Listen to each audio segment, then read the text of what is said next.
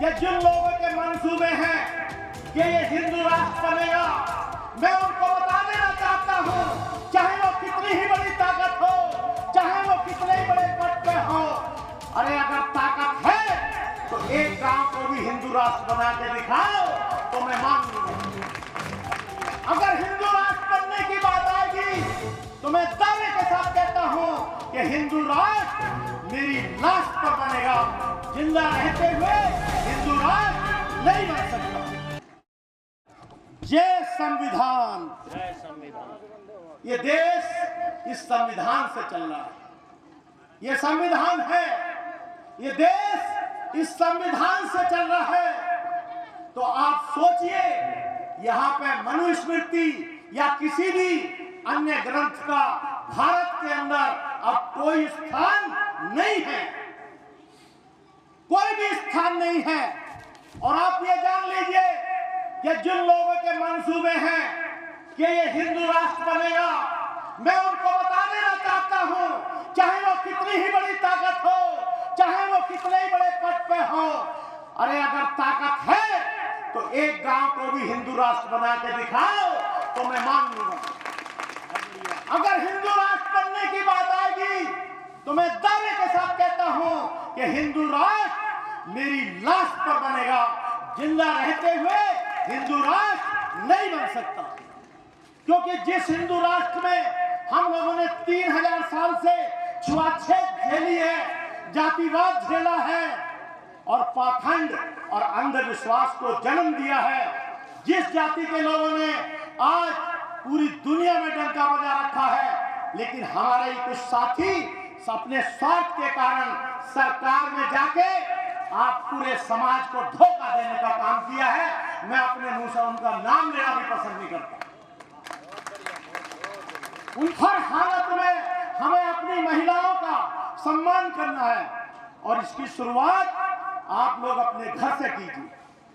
आप सोचिए, आप में एक सुनने को मिला, यहाँ भी लोगों ने बताया कि बहुत सारे लोग दारू पी करके महिलाओं से झगड़ा करते हैं, मारपीट करते हैं। अरे उनको शर्म आनी चाहिए।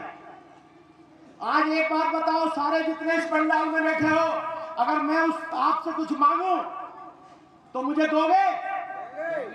हाथ उठाओ सारे के सारे। सबसे पहला काम, ये जाफरानी पत्ती, ये खैनी, सादी पत्ती, सारी पत्तियों ने मिलके आपको आपत्ति में डाल दिया। आज फैसला लो कि हम कभी भी गुटखा, खैनी, पान मसाला ये नहीं खाएंगे। साथ ही साथ कच्ची दारू भी नहीं पियोगे। थोड़ा बहुत कुछ ऐसे लोग हैं, डॉक्टर भी कहते हैं कि यार एक आध वीक में थोड़ा कुछ ले लेने को कोई बात नहीं है, लेकिन आप कच्ची दारू नहीं पिएंगे, घर में झगड़ा नहीं करेंगे और चाहे भूखे रह जाओ मेरी तरह अपने बच्चों को पढ़ाएंगे। मेरे परिवार में तो कोई कंपाउंडर भी नहीं था, आज दोनों बेटियां MBBS है, MS है, दोनों UPSC क्वालिफाइड है, IAS है। और सबसे बड़ी बात, जिस IAS को आप बहुत बड़ी ताकत समझते हो कि DM, इससे DM कमिश्नर बनते हैं, लेकिन मेरी किसी भी बेटी ने उत्तर प्रदेश क्या, भारत क्या, UPSC में सिलेक्शन होने के बाद भी इस पोस्ट पे ज्वाइन नहीं। एक बस का गुमान में है डॉक्टर निधि सिंह, जिसकी सैलरी एक महीने की 22 लाख रुपए महीना है। यहाँ क्या करती, उसके हस्बैंड को 28 लाख, 50 लाख पर मंथ जिसे मिल रहा है, उसे यहाँ बेईमानी करने की क्या जरूरत थी? दूसरी वाली अंबिका सोनी के आए हैं और वो भी MBBS MS है, उसने भी UPSC पास किया, उसने ज्वाइन नहीं किया। आज उसका कम से कम 150 करोड़ का अपना अस्पताल है। अपने मुंह से मैं कुछ कम कह रहा हूँ, 250 का भी हो सकता है, और उसको 30 लाख महीना करीब आमदनी है। बगल की भी कैप्स करो उस तरह। तो मेरा कहने का मतलब ये है कि जिन लोगों को ये हो कि यार हम तो बहुत छोटी पोजीशन में है, हम नीच जाति के हैं, तो इस चीज को अपने दिमाग से निकाल दो। जब आप दुनिया में आए थे तो केवल आप मुझे बताओ, 2 ही जातियां थी, या तो फीमेल या मेल। इसके अलावा भगवान ने आपको किसी किसी जाति में नहीं बांटा है, और बांटा हो तो आप बताओ। तो फिर ये जातियां नस्लें जानवरों में होती हैं, मुर्रा भैंस, साहिवाल बैल, हरियाणवी बैल। मानव की सिर्फ एक जाति मानव, और मानव का सिर्फ एक धर्म मानवता। इसलिए अगर कोई आदमी आपको गलत बात पढ़ाता है, जब हमारे बच्चे कांवर लेकर जाते हैं तो उन पर फूल बरसाए जाते हैं, और जब नौकरी मांगते हैं तो डंडे मारे जाते हैं। बताओ ये स्थिति है कि नहीं? लेकिन ये स्थिति किसने बनाई? आपने अपने वोट की ताकत का सही इस्तेमाल नहीं किया। सारी ताकत आपके अंदर है। इसलिए आप ऐसे दरिंदे को, ऐसे व्यक्ति को, ऐसे पार्टी को कभी वोट मत दो जो आपकी बहन भाइयों की सुरक्षा ना कर सके, रक्षा ना कर सके, सम्मान ना दे सके। कि आपके वोट से सरकार बनती है। पिछड़ों में भी बड़ा घपला है। हमारी आबादी लगभग 60 से 62% है, और रिजर्वेशन कितना दिया? 27। उसको भी कुछ लोग खा गए जो अति पिछड़े थे, अत्यंत पिछड़े थे। उनके हिस्से में एक पोस्ट भी नहीं आई। आज 125 IAS, 125 IPS, 750 अलाइड हर वर्ष चुने जाते हैं। लेकिन आप मुझे बताओ, इस सभा में बैठे हुए इस वर्ष किसी आदमी का, बच्चे का, किसी का सिलेक्शन हुआ तो बताओ क्यों? क्योंकि पिछड़ों में भी घपला है। इसलिए हमने आरक्षण में बंटवारे का मुद्दा ये कैबिनेट में जा रहा था, लेकिन ये भारतीय जनता पार्टी की सरकार है। कुछ लोगों ने इसको बंटवारे को रोक दिया।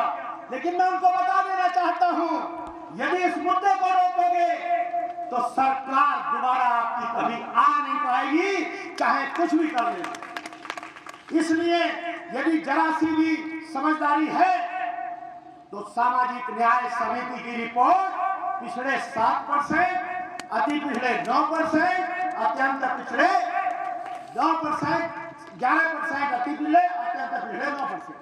तो 11 + 9 ये 20% हिस्सा आपका कोई दूसरा खा रहा है। और मैं दावे के साथ कहता हूं, जिस दिन ये फार्मूला हो जाएगा उसी दिन आपके बच्चे IAS, IPS, डॉक्टर, इंजीनियर बनने लगेंगे। तो फिर आपको क्या दिक्कत है? आपको क्या दिक्कत है? यही पिछड़ा समाज के लोगों ने कभी सपा को, कभी बसपा को, कभी कांग्रेस को या कभी बीजेपी को साथियों वोट देने का काम किया। लेकिन साथियों, यही पिछड़ा समाज एक आरक्षण की मांग कर रहा है। सामाजिक न्याय समिति की रिपोर्ट की साथियों मांग कर रहा है।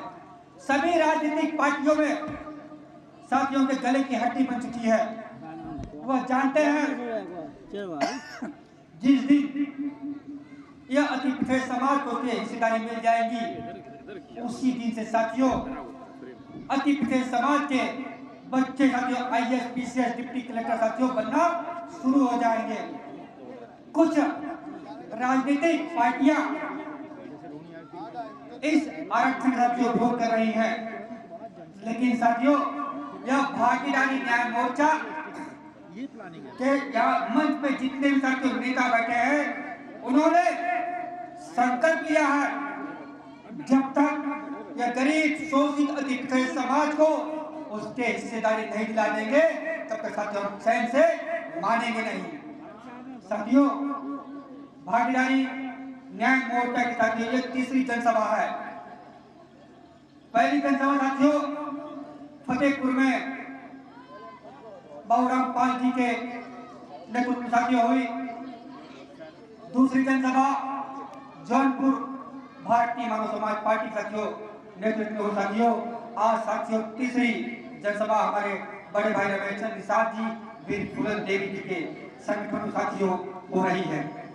साथियों तो शुरुआत है, अभी आंधी बाकी है, घबराइएगा नहीं। यह भागीदारी न्याय मोर्चा आने वाले समय में जितनी भी राजनीतिक पार्टियां हैं वह सब घबरा जाएंगी। यह क्या हो गया? यह तीसरा संगठन मोर्चा कहां से खड़ा हो गया? यह मोर्चा शोषित अति पिछड़े गरीब दबे कुचलों के हिस्सेदारी हक अधिकार के लिए साथियों निरंतर साथियों लड़ाई लड़ती रहेगी। लेकिन साथियों, मैं एक बार आप लोगों से कहना चाहता हूं, कुछ पार्टियों का भी अभी नारा चल रहा है कि बटोगे तो कटोगे, चल रहा है ना। लेकिन साथियों, जो कहते हैं बटोगे तो कटोगे, उनसे पूछिए 6372 जातियां किसने बांटी? वही लोग बांटे। साथियों, ये तो B.R. अम्बेडकर साहब की देन है, जिन्हें हमें संविधान के तहत लिखने और पढ़ने का, वोट देने का साथियों अधिकार दिया, जिसके चलते आज हमारे अति पिछड़ा समाज, पिछड़े समाज, दलित समाज के लोग आज बड़े बड़े साथियों पदों पे और अपने राजनीतिक हिस्सेदारी साथियों ले रहे हैं।